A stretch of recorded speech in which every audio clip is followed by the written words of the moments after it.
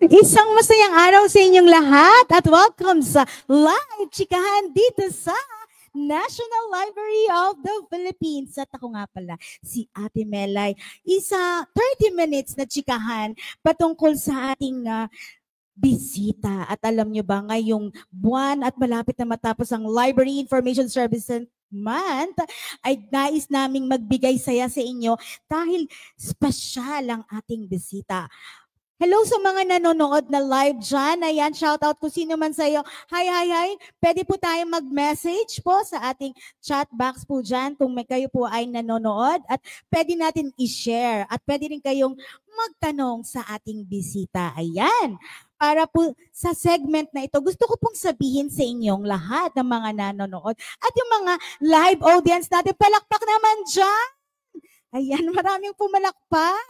Ayan, so thank you so much sa mga live audience natin. At ngayon, dahil live chikahan, napili po namin ito, is an online talk segment po designed to feel a cozy podcast meet tambayan. Ayan, kumbaga ito yung sa mga Filipino na tinatawag na word na library and chikahan. Ayan, mga chikahan patungkol sa library, patungkol sa buhay mo or kung ano man ang ating mapag-uusapan ngayon dito sa ating live chikahan. And ito po ay virtual at meron tayong mga live audience po na nandyan.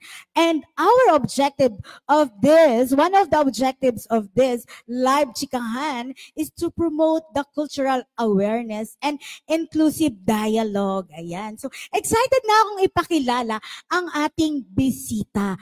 At ako po, proud akong ipakilala siya. At personally, namamimit ko na siya, o diba? Kaya kayong mga nandyan, live na live, kaway-kaway kayo dyan at umupo lang kayo sa aming mainit na usapan ngayon sa live chikahan. Okay? Ipapakilala ko lang ang ating bisita ngayong umaga. She's the national spokesperson of the Autism Society of Philippines and country manager of the ASP Autism Works program. She served as the organization's longest-term national president from 2013 to 2023 and uses her 3 decades of experience in corporate communication and talent acquisition to lead national initiative that support and empower persons on autism spectrum. Wow. She's a mother of 3, including an adult son of the spectrum. A dedicated genealogist since 2000. She known online as Mighty Magulang. O, alam niyo na kung sino siya. Sharing accessible content on history, genealogy, and autism inclusion. Her work in digital advocacy led to her role on the TikTok Safety Advisory Council for Asia Pacific from 2023 to 2025, and collaborations with Probe Productions on civic education content. She speaks on social media literacy, civic education, genealogy, disability, inclusive employment, and empowered parenting. She is recognized with multiple awards, wow, including the 2024 Gawad Perlas ng Silangan, Outstanding Filipino Game Changer, Paragala sa Guro ng Bagong Panahon, Education Influencer of the Year, wow, and earlier honors such as Global Woman Who Ruled 2023. Wow. And Innovator of the Year 2022 and Hero of the Year 2029. Ayan. Nice kong ipakilala sa inyo ang ating sikat na genealogist po. Sa ngayon po ay walang iba kundi ang ating si Ma'am. She known as Mighty Magulang, Ma'am Mona Magnovelos. Hi, Ma'am Mona. Hi, Ma'am Mona. Ayan, si Ma'am Mona. Upo po tayo. Maraming salamat, Ma'am. Thank you po. Ayan, Ma'am. So, have a seat, Ma'am. Welcome po sa ating live chikahan, Ma'am. Thank you. Ma'am, bati ka muna sa ating mga viewers. Sa lahat po ng nasa Facebook na nanonood ngayon at sa lahat ng mga nandito, hello. Ma'am, wala bang Meow. Wag na, ayoko nang sabihin ngayon yun eh. Ay, wow. Medyo. Sige, ma'am. Oh. So, ma'am, alam niyo po, honestly, ma'am, ha, ako po ay natutuwa. Maraming salamat po at narito po kayo sa National Library of the Philippines. Kwento ko lang, ma'am, kasi live chikahan. Alam niyo, ma'am, yung pumunta kayo dito nung Fong Front po ba yun, na exhibition by Lauren Legarda, Senator Lauren Legarda. Nandun po kayo sa dulo and nahiya po akong lumapit. Sabi ko, next time, talagang makikilala ko na to si Ma'am Mona at eto na nga, lapit na ako, di ba? Kayo talaga, madalas ako pumunta ng National Library, ngayon yun lang ako pinansin. Uy, ganun ba, Dati ma'am? ni-inspection nyo lang ang bag ko. Ganun po ba, ma'am? Ayan, at least, ma'am, ngayon, di ba, ma'am? Na, ano kami, ma'am? Lahat tingnan nyo, ma'am, ang dami ng bababa mga empleyado. Ayan, inanyayahan po namin ang mga employees po ng NLP to join at makita natin ng live dito sa National Library of the Philippines, Ma'am Mona, Mighty Magulang. Ayan, ma'am. So, ready ka na ba, ma'am, sa ating tanungan? 30 minutes lang naman ito na tanungan, ma'am. Okay. Kwentuhan lang tayo. Yes, kwentuhan. Relax ka lang dyan, ma'am. No po, ayan. So, first time niyo bang pumunta ng National Library? Ay, matagal na pala, ma'am. Matagal na. And in fairness, dahil nga matagal na ako pumupunta rito, napakalaki ng development from siguro mga 1990s, 2000s, pupunta na ako dito. Siguro ang nag-iba yung amoy. Parang ngayon fresh. Bakit fresh ang amoy ng National Library ngayon? I think there is a modernization talaga na nakita ko since the olden days. Ano ba yan? Wow. Balakpakan naman natin. Yes. Fresh na fresh. Ayan. How about the librarians? Fresh bang tignan, ma'am? Oo nga. Di ba kapag librarian, naiisip mo talagang lola na matagal nang nagfa-file at nagbabalik ng mga libro. Pero ang ating mga librarians ngayon, talagang very Gen Z ang vibe. Wow, Gen Z. Ma'am, Gen Z, ha? Gen Z daw. Look, Gen Z ba ako, ma'am? Thank you, ma'am. Thank you, ma'am. Okay po. So ngayon, ma'am, bago tayo dumako dun sa ating lace-up interview questions, gusto ko lang pong malaman para din sa mga manonood ng online and on-site, no, ma'am. Paano po ba kayo nagsimula ng ganito pong tinawag na Mighty Magulang? Ano lang po, ma'am, ako, nakakonfuse lang po ako. So, umpisa natin yung pangalan. Yung Mighty Magulang po, ginagamit ko na dati yon on my social media accounts. Siguro mga since 2000, ganyan. Kasi, my eldest son was diagnosed to be on the autism spectrum. Ayan po, si Carl. Carl, just say hello. Ayan. Kasama ko siya today. Hi. Nung na-diagnose po yung anak ko, at sabi naming mag-asawa, we are not going to be yung pa-victim. Alam mo yon, wala sa personality namin yung cry, gano'n. Of course, nagka-cry kami. Pero gusto namin maging empowered, maging educated parents. Kaya kami naging Mighty Magulang. Tapos yung Mighty Magulang, ginamit ko na ngayon on my website. So I had a website where I write about parenting for the longest time. Matagal na nun. So during the pandemic, so ito, yung history, paano napasok yun, di ba?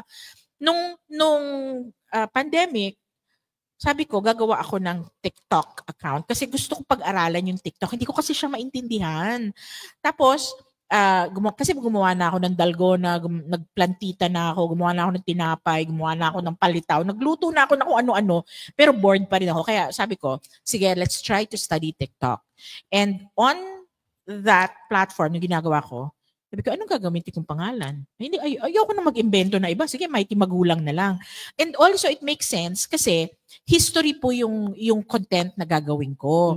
Ayoko namang sabihin na teacher, ayokong sabihin historian, dahil hindi naman ako yun eh. I'm a genealogist and talagang ganun na lang ang aking pagrespeto sa mga historians. Alam ko na pinag-aralan nila yun, nag-master sila, nag-undergrad sila on that. I look at myself as a history enthusiast, as a nerd na gusto lang talaga magbasa ng history. At researcher ako talaga. Wow. Yun ang aking Yes, so public historian, I guess. But then again, yun yung start no, na talagang I guess by accident, by boredom, hindi mo alam kung ano. Nagulat na lang ako na, nung una akala ko, ako lang manonood. Kasi nga, nagme-makeup. Tapos, magsasalita lang ako sa telepono ko. Hindi pa ako nagsipilyo. Masama ang ilaw. Alam mo yun, walang mga ring light, wala nun. Tapos, I was only talking based on stock knowledge. Tapos when I started getting a following, I said, naku, kailangan na ako mag-ayos, di ba? Kailangan na ako mag-ayos, kailangan na ako tatayo naman ako sa bintana.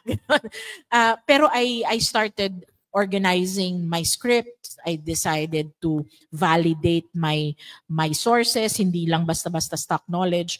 So parang over time, it improved in terms of quality of content, and also dumami yung following. Yes, ang dami nga, ma'am eh. Pwede ba akong humingi ng followers mo? Tsak lang, ma'am. Ayan. So, ma'am, no, may stock knowledge. Meron ba ako nun, no? So, mga nanonood, may stock knowledge ba tayo? Ayan. Ma'am, mas honestly po, no, to be honest din, gustong-gusto kong pinapanood ang TikTok ni ma'am. Lalo na pag malungkot ako. At saka marami akong natututunan kay ma'am. And sabi ko, ay, balang araw, makikilala ko din yan si Ma'am Mighty Magulang na yan. Ayan, going back to the reality. Ayan, ma'am, maraming salamat sa pag-share po ninyo. No? Nakakatawa. Ilang years na yun, ma'am? 2021 yun eh. So, 4 years. 4 years na. Yeah, 4 years na po. At least ngayon, ma'am, di ba? Baka hanggang 30 years at 48 years. Basta kaya pa mag-research, basta hindi ako mabore at mag-move on to other things. I will continue creating content. Okay. So, ma'am, tayo ay dumako na sa ating Lace Up interview questions, ma'am, because this year, our team for Library Information Services Month is Lace Up. Ma'am, sabay nga tayo. Lace Up. Lace Up. Ganun, ma'am. Yeah. Thank you so much, ma'am. May mga gang sign pa kayo. Yes, ma'am. Yan mo. Lace Up. Libraries L po stands for libraries. Ayan, simulan na natin ang tanong. Dahil, ma'am, nabanggit ninyo na kayo ay pumupunta dito sa National Library of the Philippines. And Libraries L stands for L Libraries. In today's digital age, ma'am, what role do libraries still play in people's everyday lives, especially sa inyo po? Opo. Kasi nga po, ako siguro, kakaiba ako. Dahil talagang ako, naghahanap ako ng mga libro, naghahanap ako ng sources sa aking line of work. Pero tignan natin sa everyday life, no? Kasi ngayon, I feel, especially in the area of history, parang the Filipino people has a contentious relationship with history. Parang hindi natin alam kung ano ang totoo. Diba? So I think libraries today, more than the internet, more than Facebook pages and accounts, should be our source of information. Kasi it is from the information na pwede natin siyang i-process para magkaroon tayo ng informed opinion. Hindi lang basta i-follow natin yung opinion ng iba. So yung mga kabataan talagang importante na kapag meron tayong hindi alam, hindi pwedeng online lang.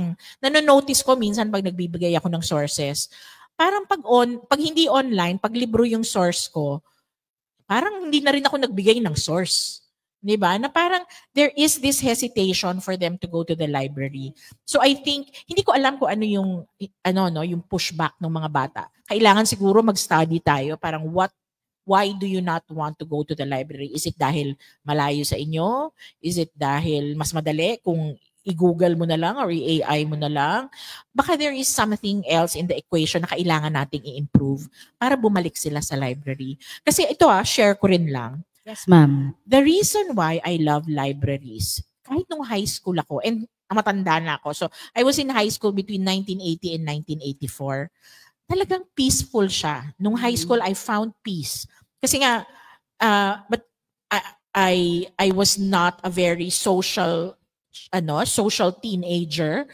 Tapos I had weird interests. Like, I had an interest in Da Vinci. Tapos I also was obsessed with Greek mythology na parang wala akong ibang pupuntahan kundi library para ma-satisfy yung aking obsession. So, it also helped me write better. Yung pa yung isa na if you want to learn how to write better, you have to read. Yun ang kailangan ng ating mga kabataan today. Ma'am, parang wala ako noon. Yung kailangan mag-read ka daw, magbasa ka. Parang yun ang kulang kong oras para magsulat. Sabi nga nila, ngayon, parang wala na akong time wala na akong time magbasa, di ba? Alam mo, disiplina lang talaga Kailangan you have to set aside 30 minutes of your time reading. Not on a screen, but paper. Wow. Diba there's something Yes. there's something sensual about paper na parang pag fini-flip mo yung libro, pag aamuyin mo, diba? Yes, ang bango. Mas engaged ka kapag may libro. Yes, totoo ma'am. Saka alam mo, pag nagbasa tayo ng libro, pag nagsalita tayo sa mga tao, nagbigay ng information, parang ang yabang mo kasi may source ka. Pero kung kinuha mo lang yan doon sa Google, no, parang nag-aalangan ka, lalo ni AI, ma'am, magcha-chatbot. Yan, di ba, ma'am? Okay, ma'am, thank you, ma'am. Napakaganda ng iyong sagot. And gusto kong nakuha ko doon sa pagsasalita niyo, ma'am, yung sinasabi niyong word na amuyin yung bangon ng libro and para bang magbasa ka para matuto kang magsulat. Yun, ma'am, tatandaan ko yan. Alam mo, kahit medyo amoy amag, gusto ko pa rin yung amoy. Yes, yung ma'am. mga old books. Ay, naku, I love it. Dati sa UP, I went to school in UP, meron yung yung parang archives, yung rare books, nasa isang lugar lang sila. Pagpasok mo, ay, amoy amag, ang saya, yung ganon. Yes, I still ma'am. love that. Yes, Basta ma'am. amoy history, amoy papel, love it. Yes, okay. Saka mamang library ngayon ay pwede na pong puntahan, makipag-usap. No? Before sabi niyo po kasi nabanggit niyo kanina na parang quiet po doon. Pero ngayon pwede na pong may mga portion na pwedeng magkwentuhan, magchikahan din katulad ma'am. No? At saka pwedeng mag-nap. Pwede na rin yun ma'am. So ang even na National Library po, meron po kami dyan place na pwede kayong magkaroon ng discussion. No? Halimbawa yung student and the teachers. Hindi naman, basta lang po wag lang masyadong tawag dyan istorbo doon sa mga nagbabasa. Ma'am. So thank you so much, ma'am. And letter A na po tayo. So L is libraries, A, artificial intelligence. Alam natin, ma'am, na yan ay napapanahon po ngayon, ang AI na yan.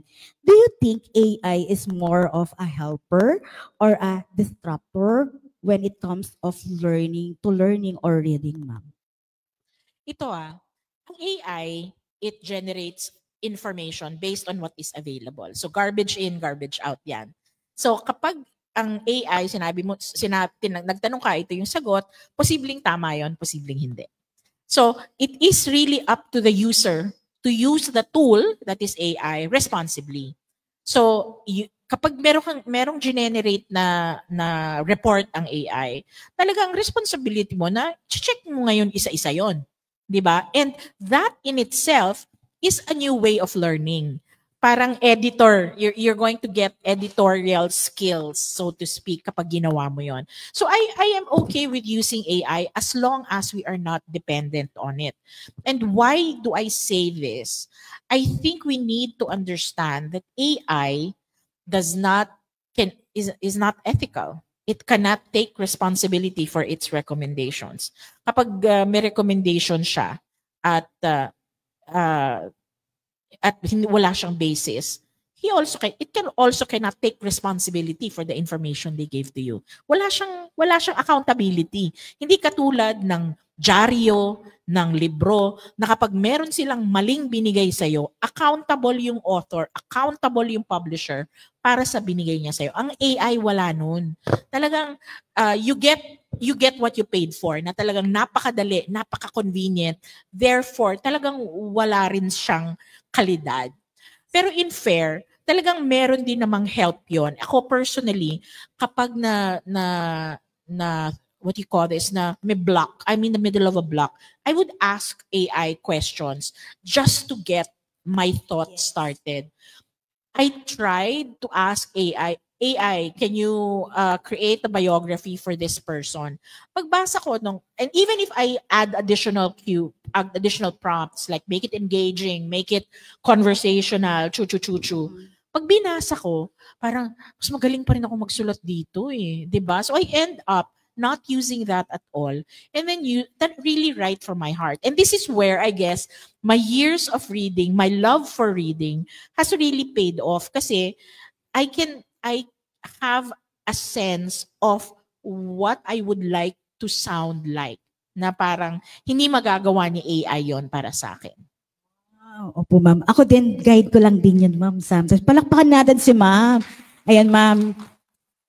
From live audience po natin, nagpalakpak po ma'am. Baka po siya ay iyong fan, one of your fan, di ba ma'am? Yes daw po, ayan. So sa letter, mamaya ma'am, pwede po tayong makipag-usap sa kanya. Lapitan mo siya ma'am, okay. Sa mga live audience po natin, bago tayo mag-continue sa letter C, nandyan po ba sila? Ayan, shout out lang po sa mga public libraries na nandyan. Hello!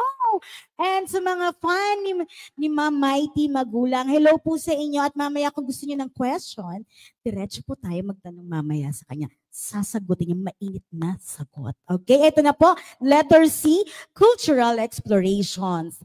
What's the most surprising or unexpected cultural find you've ever stumbled upon in a library?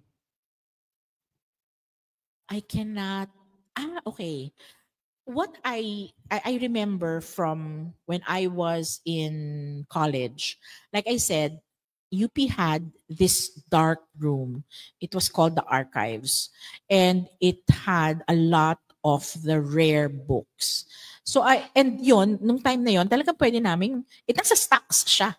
Pwede mo kunin yung mga rare books circa 1908, 1906. And siguro nung time na yon, I was obsessed with finding books that had outdated information. And science has always been a very, of course, contentious thing. Pero I saw books that referred to the world as flat. So meron pa nun. So parang circa, and I was able to hold the book. So yung mga ganon, a lot of the antiquated thoughts and also the journals of travelers, foreign travelers in the Philippines, yun yung mga nabasa ko nun. And I guess what made me fascinated about those books that I discovered was, one, again, ito pala noon na nakikita mo yung perspective ng mga foreigners about the Philippines na, alam mo yon, naghahalong galit, tsaka naghahalong defensive, na parang hindi naman ganyan yan eh. Pero you also, I realize na ako personally, ang dami ko rin hindi alam tungkol sa indigenous culture natin, prehistoric culture natin. Ma'am, pwede ba magbigay ka ng sample na nabasa mo para yung sa tingin mo na... I actually cannot remember the title, pero it was a German traveler who was in the Philippines and he went to Mindanao. Oh. So yun. Kalimutan ko na yung title. Pero yun yung ano niya, yun yung book itself. Pagkatapos, I was informed later after that kasi chinichika ko ang librarian, syempre friends kami. Pero ma'am, wait lang po ma'am, yung librarian doon may salamin. Hindi ko na matandaan. Okay ma'am, kala ko ma'am. Kasi dati Miss Tapia daw ang tawag sa librarian. 1986, 87 pa to. Ay, so medyo matagal-tagal na. Yes ma'am. Pero yun nga na sabi sa akin ng librarian na, alam mo, that's one of many. Na circa 1800s were so many foreigners who came to the Philippines, mga AFAM, puro mga AFAM na dinodocument yung kanilang travels. Kung instead of social media, gagawa sila ng memoirs, travelogue, na merong mga British soldiers na dito magbabakasyon, papakita ang itsura at sketch ang itsura ng Maynila, ang mapa ng kung saan sila pumunta sila, hinulugan taktak, ganon. Pagkatapos, uuwi na sila. So, ganon yung experience ng mga foreigners. And it was a thing. It was a popular thing to do and also for publishers to be interested in. Kasi nga, siguro, travel was not as widely accessible then. So, those who get to travel, fascinating yung stories nila. And again, for us, dito sila pumupunta, it's fascinating to me kasi I get a feedback on, or I get an insight into what the Philippines was like. Pero I also get that sense of how foreigners looked at our countrymen back in the day. Opo. So sa inyo ma'am, karugtong lang dito ma'am, na nalaman nyo na about the Philippines. Nabasa nyo na meron palang foreigner na nagkukwento about the Philippines. Kayo ma'am, sa tingin po ma'am, ang Philippines po ba ay talagang mayaman? Kasi sabi nila ma'am, gusto nila pumunta sa Pilipinas kasi mayaman daw sa yamang tubig, yamang dagat, lupa, yung mga ganun, ma'am. So, ano yung may pagmamalaki mo, ma'am? Halimbawa, pag ikaw naman ay pumunta sa ibang bansa at susulat ka rin about the Philippines, ano yung unang-unang title na ilalagay mo sa about Philippines? Kasi ma'am, nabasa niyo po ganon. Ang likas yaman natin, tao eh. More than the scenery, which again is beautiful. Pero likas yaman natin talaga ang mga Pilipino. Wow. Now, we are, aside from the fact na napakagaganda natin, Yes. maganda tayo. Maganda daw. Yes, diba? ma'am. Ganda ka, ma'am. Maganda tayo. And we are intelligent. We are linguists. We speak so many languages in our country and outside our country. We are international. We are global. Pero we also have a deep sense of culture. Our culture, when we go out, talagang makikita mo napaka-interesante. Share ko lang po. So I was in the Frankfurt Book Fair in October. And in the Frankfurt Book Fair, the Philippines was the guest of honor country. Nandun ang National Library. Pinakita po ang mga librong Pilipino mula kay Jose Rizal hanggang sa mga current na writers. At napakarami pong mga performers, mga panels, ng kung ano-anong topics about poetry, about novels, about youth novels, about and I was so proud to be Filipino at that point. Kasi parang kitang-kita natin na may depth ang ating kultura. Hindi lang natin dinadaan sa ganda, dinadaan natin sa talino. Na when we were there, makikita mo yung galing ng mga Filipino speakers, Filipino authors, very insightful. There were historians, there were journalists there na kita across the board yung galing ng Pilipino na sana nga their words and their ideas make it on print para mabasa ng mas maraming Pilipino.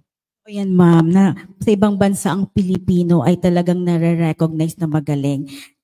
Chika ko lang, ma'am. Ako po ay napunta sa ibang bansa. Tapos, ma'am, puro mga ibang lahi yung mga nakakasama ko. And then, laging tinatawag ang Philippines. Magaling daw mag-English ang mga Philippines. So, sabi ko, ang mga Filipino, so parang, wow, ma'am, kahit ma'am, English Carabao lang pa. Joke lang, ma'am. So yung akin, nakakatuwa, ma'am. Totoo po yung sinabi ninyo. Okay, ma'am, letter E na po tayo. So, lace na tayo. Empowerment. So, can you share a moment when reading or learning something new gave you a real sense of confidence? I would have to dial back and leverage on my experience as a genealogist. Ang genealogist po, ang binabasa ko, hindi lang po libro. Ang binabasa ko, primary records.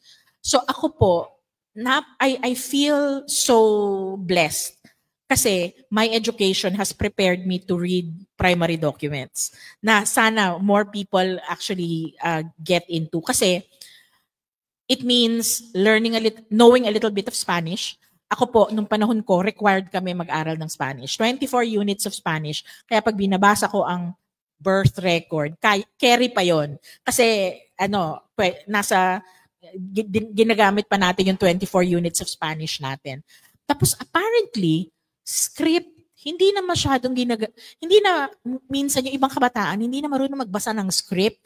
Carry ko pang magbasa ng script. Nagsusulat pa rin ako ng script. So these are things na I think these are things that I am able to explore because of my education, because of how I trained myself. And siguro the other thing na I am so happy that I have, dahil nga sa dami ng sources, na information overload tayo ngayon eh. The ability to navigate libraries, the ability to navigate online and offline libraries is a life skill. Kasi pag sinabi sa'yo ng teacher mo, sige, hanapin mo to, saan mo hahanapin? So dapat alam mo yung repositories, alam mo yung laman ng repositories dapat, para kapag nag-e-explore ka, tama yung pupuntahan mo. Di ba nakaka-frustrate yun pag nagre-research ka, pumunta ka sa isang lugar, dami mong chinek out na libro, tapos lahat nun wala yung kailangan mo. So that is that is something that I am happy I get I get to do because of how I prepared and trained myself. Kaya mas rich yung exploration kapag alam mo kung saan ka pupunta. Yes, tama po yan. Ayan. So, lahat, okay po ba kayo dyan sa ating live? Mga on-site, ayan. So, masyado na tayong nagsiseryoso, pero marami tayong natututunan kay Ma'am Mike, kay Ma'am Mona. Ayan, gusto ko sabihin, mighty magulang. Okay lang ba yan, ma'am? Pag sinasabi mo, ayan, meow, ayan. So gusto ko yan, Ma'am Mighty magulang po ang itawag ko sa inyo. And sa mga nasa live, again, please ready po kayo. Prepare your questions para masagot natin na maya, no? I-shout out natin, okay? So, for letter U, unleash creativity. If libraries had a creativity corner, what should definitely be inside it? Sa tingin niyo, ma'am? Okay. If it was a creativity corner, I think it should always be changing. It should have the tools that people need to create. And I've seen this in foreign libraries na meron silang check out ng mga bagay-bagay. So pwede kang, kung gusto mong mag-woodworking, pwede kang mag-check out ng electric saw. Kung gusto mo, hindi, di ba sa atin, ang iniisip mo lang mga batang maliliit na creativity. Yes. May alam ako na parang library of things. Yes. So pwede kang mag-check out ng tools that are medyo mahal, pero you need it to create craft. Yes. So kung gusto mo ng loom, gusto mong maghumabi, di mag-check out ka ng loom. Yes. Yun po sana. Okay.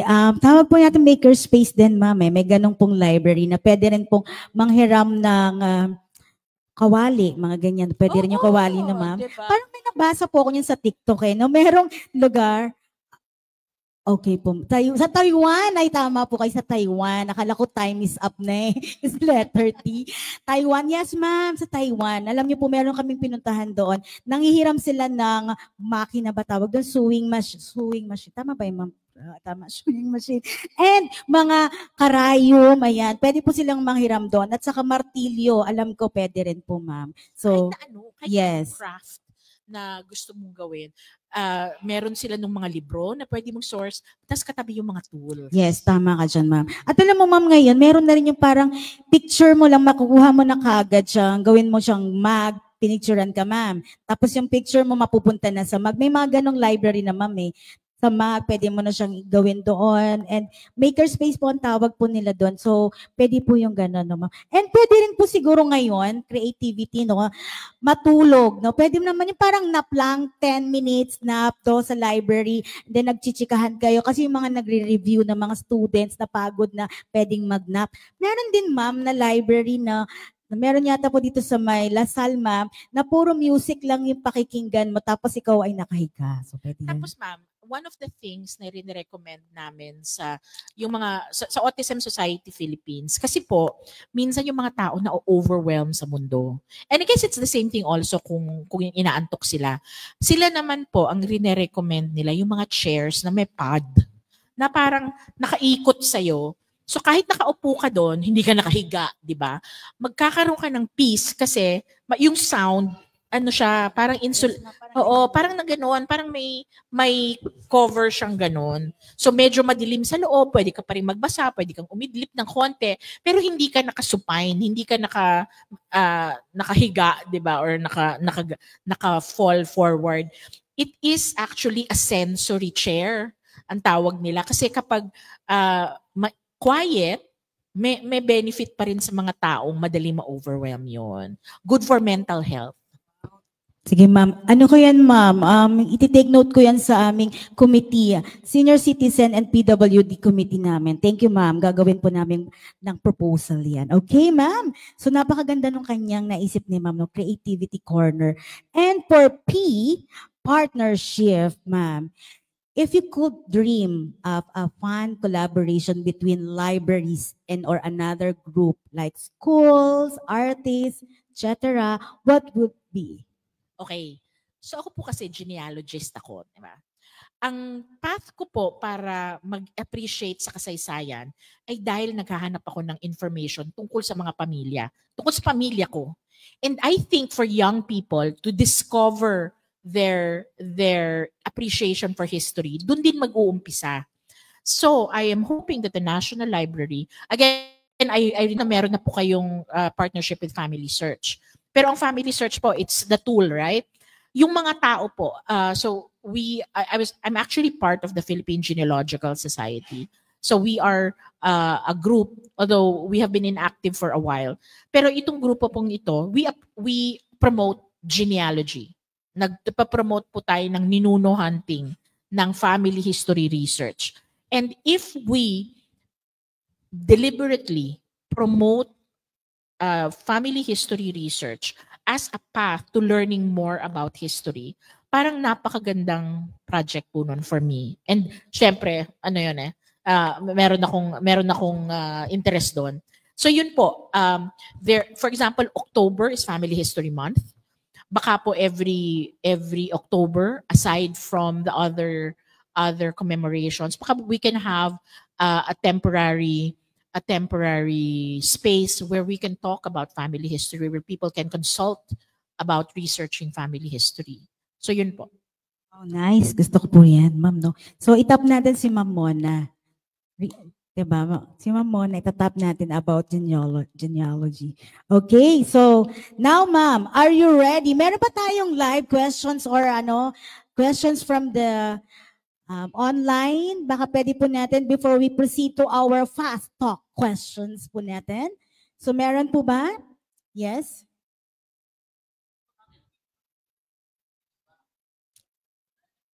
Ano po ulit? Sorry? Ano daw ang aking pinakamahirap na trinabaho? Enjoy lang po ako eh. So kahit mahirap, hindi naman ako pinapawisan. Hindi, ganun Totoo yun, ma'am. Totoo. Kasi again, siguro training ko na rin yun. Hindi ako masyado nasa-stress kapag, stress ako sa traffic, pero hindi ako nasa-stress kapag complicated yung task. And yung sometimes, kapag halimbawa in research, either masyadong maraming sources or masyadong maraming sources na iba-iba yung sinasabi, yung kailangan kang mag-isip ng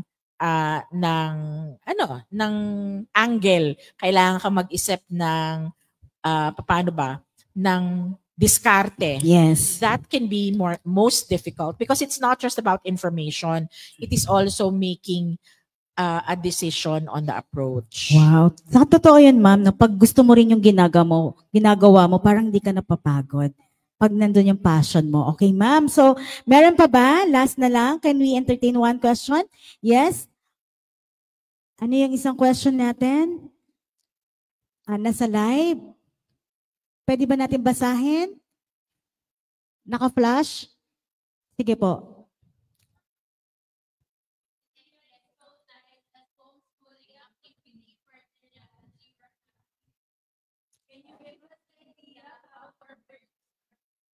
Okay. So genealogy as a homeschooling activity, I would suggest that first off, you research all over your house. Make it a scavenger hunt on documents such as birth certificates, marriage certificates, death certificates, photos, and then ask your child to create a family tree. Marami pong mga family tree templates that you can find online. So you can do that. Once you have everything that is easily available, then guide your child to how to order PSA documents. Kasi yun po yung next steps. Lagyan natin ng supporting documents, lahat ng alam natin. And once you do that, you can also then go to free online resources like Family Search. So yun po, magkakaroon kayo ng parang isang physical activity, meron kayong activity na you translate and put everything, document everything, and the third one is online research. So those activities integrate the different skills that you need to begin your tree. And once you get deeper into research, yun na po yung kailangan nyo minsan ng pumupunta kayo ng sementeryo. Kasi sa sementeryo, magbabasa kayo ng lapida. Gawin nyo yun sa gabi, masaya. Oh, ma'am, diba? Gabi? Parang nakakatakot yun, mama. Hindi, masaya yun. Yung mga ganun po, you go back to your hometown, you go back to your heritage home. So these are things that would help a homeschooler appreciate their personal history better and the history of their family. Once they have this, imposibleng hindi nila matatanong, so ano yung nangyayari nung panahon ng aking lolo sa tuhod, right? So it is that at that time na you can talk about the context of their lives, na ito yung nangyayari nung Philippine Revolution. Ito yung nangyayari during the American occupation, etc., etc. Okay, thank you so much. So sa mga tanong pa po, pwede nyo lang po yan i-leave dyan and then i-consolidate po natin then bibigyan natin kay Mamona and then hopefully ma-send natin sa inyong mga online viewers natin. Hello again. Ayan, tayo po dadakot na sa fast talk question. Samahan ninyo ako at alamin natin yung mga sagot ni Mamona sa ating mga tanong na ito. Ma'am, simulan na natin. Library or bookstore? Library, para walang bayad. Wow, gusto ko yan, ma'am. Book or e-book? Book. Wow. Diba, mas gusto, I like the touch and feel. E-book kasi, siguro kapag hindi mo mahanap yung libro, that's a good option. Tsaka yung mga batang, bawa nagtitipid, talagang it's an option. Pero, kung may pera ako and it's there, I would prefer the book. Borrow or buy? Borrow. Nice. Ang hirap mag-store pag marami ka ng libro. Yes. There comes a point na parang, saan ko na ilalagay ito? Ang ginagawa ko tuloy, yung mga librong nabasa ko na, lalo na yung fiction, vina-vacuum seal ko para hindi maalikabukan. Yung linalagay ng pagkain, bumili ako ng vacuum sealer. Tapos yon. Kasi kung hindi, masisira siya eh. Yung mga reference ko, yung mga non-fiction, yon nakalabas lang yan. Wow. Check-in or check-out? Tagal ko nang hindi gumamit ng library para humiram. Parang college pa ako. Kasi lahat na kailangan ko for room use only. Hindi ko pwede iuwi. Yes. So, yun. Yes. Sorry. NA. NA. Okay. Favorite book, ma'am? Okay. So, medyo mahaba ito Kasi, I have this book called Bearers of Benevolence. It is about the stories of the Thomasites. Kasi in my genealogy practice, ang dami kong mga clients na may connection sa mga Thomasites. So, nung minsan wala akong ginagawa, sabi ko, yung writer, si Mary Racelis, si Dr. Mary Racelis, who is a professor at Ateneo, linagay niya sa forward niya yung kanyang family story. Sabi ko, sige, practicean ko nga ito. So, pre-practicean ko siya ng genealogy. And I was able to trace her, kasi her mother was American. Yung mother niya had a very unique name. They were only in one place na talagang imposibleng meron pang iba. Sila yon. And I was able to find the primary records, of course. Tapos na-realize ko na ang tatay niya, ang mama niya, connected to Patrick Henry. Patrick Henry is a US founding father. He was the guy who said, "Give me liberty or give me death." So, original quote niya yon. And dahil may connection siya kay Patrick Henry, ibig sabihin, meron ng research about Patrick Henry. And Patrick Henry is a migrant from Britain. And he is connected to Charlemagne. As in ganun, connected siya to royalty. Mm-mm. So nag-email ako ngayon kay Mary Racelis. Hindi niya ako pinansin. So sige, okay. Hindi ba niya alam, pero ma'am, masama to eh. Well, this is before Mighty Magulang. Okay. So hindi niya ako kilala. Okay, I understand. Tapos kapag ganyan na frustrated ako pero excited, kung sino-sinong pinagkukwentuhan ko, kinukuwentuhan ko lahat ng taong makita ko. So nung minsan nagkwento ako sa coach ng anak ko sa softball, sabi ko, kwento ko lahat yon. Tapos sabi niya, Mary Racelis? She's my mom. Sabi niya ganon. So parang, huh? So, na-introduce niya kami. As in, nag-lunch kami. So, yun, fangirl ako. Pero, going back to the book, parang love na love ko yung libro na yon kasi it was useful for my job. It made me practice my genealogy. Tapos, it made me excited about that discovery. Tapos, may connection pa sa totoong buhay. So, parang, at face value and symbolically, parang napakaraming connections sa akin nung libro. Nice, ganda. Hanap din ako ng book na ganun. Anyway, a book you will recommend, madam. A book will you recommend? You will recommend. A book I will recommend. Alam niyo, for again, it depends on the person, di ba? But for anyone who is starting to appreciate history, I would recommend like Ambeth Ocampos books. Ang dami nun, di ba? Kasi ang dali niyang tapusin, hindi ka mauumay agad. It's well-researched, it's simply put. So anyone starting out in history, that is a good set to start. Kung gusto niyo pang mas bata, there are a lot of series ngayon from San Anselmo Press na all about the revolution and the personalities of the revolution. Meron yatang ginawa si Xiao Chua, di ba? Si Xiao Chua ngayon is also started his book series called Xiao Time. So yung mga yung mga maliliit lang, yung mga maninipes, I would recommend that for new readers. Wow. How about mga nabasa nyo, last book na nabasa nyo naman? The last book that I read was What Recipes Don't Tell by Feliz Prudente Santa Maria. It is a story, the stories of 50 food-related terms. So meron siyang history of recipes like kinilaw, history of adobo, history of sinigang. Na yung sinigang, kasi I had a video on sinigang, and sabi niya sa akin, she also reached out to me. Alam mo, I found an unpublished manuscript na as early as 1609 meron ng sinigang. And yung mga later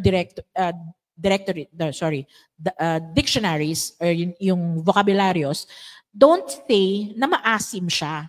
Pero yung 1609 na manuscript, sinabi na it is sour-ish. So yung yung pampaasim, 1609 maasim na ang sinigang. Ma'am, wala pong kinilaw na palaka, ganyan, wala ka naman nakita, nabasang ganun. Yung cooking method yung inano ko, hindi yung kung ano yung kinikinilaw mo. Pero interestingly, ito, ang kilaw naman, dun sa definition niya, dun sa same 1609 manuscript, it is the Filipino form of escabeche, nakalagay doon. Escabeche, di ba may tomato paste yun and all of that. Apparently, escabeche in the Spanish is kinilaw na sardines. Nung panahon ni Pigafetta, kinilaw na sardines siya. So ang galing, as in ang daming ganon. Origin ng halo-halo, origin ng tapos even yung words na sawa, yung ganon, merong as in dinefine niya. Wow. Manipis din lang siya, madaling basahin. Wow. Hindi pa siya published, so I got an advanced reader copy. Meron ba tayo sa library niyan? Wala pa, sa December pa. Okay, sige ma'am. Ma'am, ito pa ma'am. Ano mas maganda sa inyo? Read in the morning or at night? At night. Alam nyo ngayon, pag nagbabasa ko, para akong nag-aaral, as in nagno-notes na ako ngayon. Kasi nga, lahat ng binabasa ko ngayon, non-fiction. And para magamit ko siya for my content, and para mas matandaan ko siya, nagno-notes ako. Wow. So, ganun na ako magbasa ngayon. Hindi na sa kama. At gagayahin kita, ma'am. Read in silence or with music? Silence. Okay. Read, speak, or write? Write. Wow. Ma'am, eto ma'am. Favorite ko ito, ma'am, tanongin. Do you judge a book by its cover? Oo. Pero libro hindi. Okay. Charot. Yes, ma'am. Sige, ma'am. Bigla ako nahinto, no? What is the title of your life story? Kung kayo, mama, ay susulat or isa sa pelikula ang iyong buhay, ano ang title po? Mighty Magulang. Wow! Gusto ko yan. So, mga nananawagan po si ma'am na maganda yung life story ni madam. Kaya alam mo, me and my husband, namin yan, dear, kapag isitin na lang buhay ang ating and this was before many years ago. Meron na kaming artista kung sinong gaganap sa amin. My husband daw is Albert Martinez, ako yung asawa. Wala na yung asawa. Sino na, ma'am? Wala. Siya yung na-decide na namin dati. Di ba ano pangalan? Si Lisel Sumilang Martinez. Wow, siya dapat yung gaganap sa akin, pero hindi na pwede. Mama, ko tanangin nyo kung gusto kong title. Ikaw, sino? Ma'am, don't judge the book by its cover. Di ba, ma'am? Tapos ang artista na gusto ko, si Charlene Gonzalez and Aga Mula. Huwag kayong kakontra. Minsan lang mangarap. Okay, ma'am. So, napakaganda ng talakayan natin, Ma'am Mona. Marami po talaga akong natutunan. And of course, sa mga live audience natin, marami din ba kayo natutunan? Palakpakan po natin. And sa mga online natin, mga viewers, hello! Marami kayong natutunan dahil sa mga nasabi ni Ma'am Mona. Ako marami akong natutunan like kinilaw, no? Saka yung sawa, ganyan, di ba? So stock knowledge, marami po akong mga words na natutunan sa inyo, ma'am. And sana po ay sa inyo rin, marami din kayong natutunan. Yan po sa ating last. Ayan. Ma'am, baka may gusto kayong i-vlog or meron po kayong i-plug pala. I-plug po. Pwede nyo na po, yan, live na live po tayo. Baka abangan po nila kayo. Napaka-showbiz mo naman. Yes, ma'am. Tayo, fast talk. Alam niyo naman kung saan ako makahanap. Pero Yes, siguro, reminder na lang para sa mga taong mataang nakikinig. Palagi kong sinasabi, maging magbuting Pilipino, maging magiting.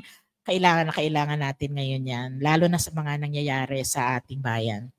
Wow, ang gusto ko yun. Mighty Magulang. Ayan, palakpakan po natin. Please welcome, Ma'am Mighty Magulang. Maraming salamat in behalf of our director, Cesar Gilbert Q. Adriano, and our head at sa mga nandito sa National Library of the Philippines. Maraming salamat po sa inyong pagpunta at yung aming imbitasyon ay nandyan kayo kagad. Thank you for having me. Salamat. Yes, maraming salamat. Ayan po, so sa ating pagtatapos, maraming salamat po at sana po ay marami kayong natutunan and please, standby lang po dahil meron tayong Bring Me Contest. Ayan, please bring me contest. Okay.